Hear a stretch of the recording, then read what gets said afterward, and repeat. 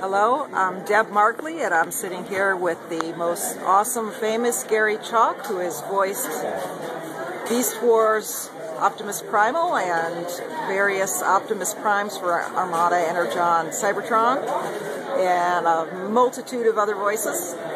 Maybe not for Transformers, but for other. Then I'm going to ask him a few questions that he's going to graciously answer for us. How many years have you been involved with the Transformers franchise? My first involvement with the Transformers franchise was in 1990. Is it 91? 1991. Oh yeah, I did the commercials in 1991. That's my first involvement with Transformers. I did Transformers Generation 2 commercials. Remember those? Batteries sold separately. And then I did the first Transformers Beast Wars in 1990. Oh, here we go. Thanks, my assistant. Thank you. My first one was in the 1994 and 1995, and that was the Beast Wars franchise. These are sort of the iterations of the show. Okay. I can't remember the exact dates, but I'm a senior. I'm allowed. Okay. There we go. Which Prime voice did you enjoy doing the most? I'm sorry again? Which Optimus Prime voice did you enjoy doing the most? Primal. Which okay. Primal voice did I enjoy doing the most? Primal, because Primal to me was the most human of all the Optimuses, in that he had a range, more compassion, more of a sense of humor, and also when times got tough, he was there to be able to deliver. Awesome.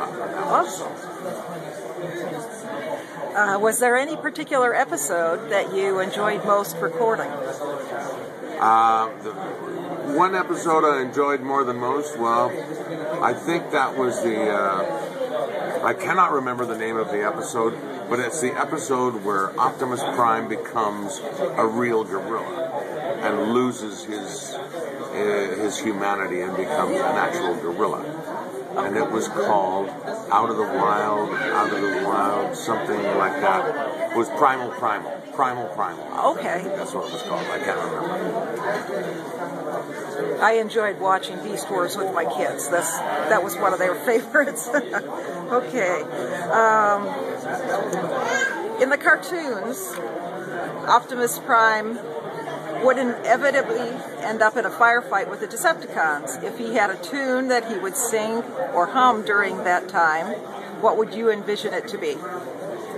If I had a song I envisioned playing while fighting the Decepticons, would be Ride of the Valkyries. Dun, dun, dun, dun, dun, dun, dun. It's a song that is stuck in my head, a Wagnerian opera song, Ride of the Valkyries. And every time I hear it, or every time we get into that fight scene, I always hear that music. Okay, thank you for that. Are there any episodes that you would have changed the script for? Season 3, I believe I would have made changes. The changes I would have made in the show would have been less bickering between Optimus and Rat Trap and Cheetor and all the rest of them. They always seem to be fighting each other and conflicted about which way they were going to go, and I wasn't happy with that because we weren't really moving forward. Okay. Relate to us your best experience with Transformers fans. My best experience with Transformers fans was, well, it's a hard one to say because they're all fun. I always have a great time. But I remember a particular one was I was in Van Nuys in California doing a BotCon, and somebody had written a script, and they wanted us to voice the script. And I said, sure, that would be great fun. And he goes, really? He says, Yeah. So we took his script and voiced it in front of everybody. I think it was the first live reading of someone's a fan's screenplay or play, and the guy was absolutely over the moon, and it went over like a house on fire. So I thought that was probably one of my best experiences because people had so much fun. Oh, fantastic. I look forward to the script reading that we're doing later today, too. It should be awesome. Okay. Are Transformers fans any different than other fans? Well, I find that a lot of Transformers fans, they're really into the collecting and they're into the toys and they know the history of everything, as opposed to say like the Stargate fans who are just completely enamored of the whole culture of it. They want to be in the Stargate or want to be a part of the Stargate. So the difference with Transformers they just love the toys and love the storylines and the characters. I think that's one of the fundamental differences. Okay. Now you've done just Transformers. Yes. Can you tell us a little bit about your career? Well, the very first cartoon was in 1982, and it was for Kenner Classics on Nickelodeon. And it was Hiawatha. And I recall going to read for the cartoon and having no idea what cartoons were about. I thought they'd be on the wall and then I'd read them. But no, I went in and auditioned for them. And I ended up getting the role of Hiawatha and Mujikiwis and some other characters in the show. A lot of the male characters, and I thought, that's very cool. And it was my first exposure to cartoons, and that was at Butch Crawley's studio in Ottawa, at Atkinson Film Arts. And then I went on to do, Captain N and G.I. Joe and Littlest Pet Shop and Camp Candy and Dream Patrol. There's about 50 series that I did in cartoons, as well as, paralleling that with my film career and my voiceover career, because I used to do a lot of commercial voice and narration and a heck of a lot of TV shows. Most, ones that people like, Cold Squad, I was on that for 6 years, and Stargate, I was on that for 3 or 4 years. Broken Badges and Outer Limits. And, oh my goodness, I can't recall all of them. Movies like The Watchmen, The Fly 2, and Deck the Halls, the Scooby-Doo movies, and Freddy vs. Jason, and recently now I'm doing a new hit show on the AMC called The Killing, which if you haven't seen, you should, because it's a wonderful show. I've seen advertisements for that. So Huh? I said I've seen the advertisements for that. It's good. Oh, man. What do you do on The I play the Killing? lead girl, Mireille Enos. I play her boss, and I'm Lieutenant Oaks. They all call me Woody. Okay. So that's your most recent work, then? Yes. Okay. What would be, of all time, the most challenging work that you've done as a voiceover artist? The most challenging work I've done as a voice artist, or acting. Well, several. I found this one character, I cannot remember his name, was in Reboot, but I had 3 voices simultaneously recorded, so I had a high voice, a middle voice, and a low voice. They're all my voices, and they're all recorded and combined into one voice. And so, following my voice, like going, he went over there, he went over there, he went over there. All those, putting those 3 and stacking them up and making it one voice, because the character had 3 creatures inside him. That was a challenge. And with Cold Squad, it was a challenge because I had to shoot all of my scenes in 1 or 2 days because I was working on other films.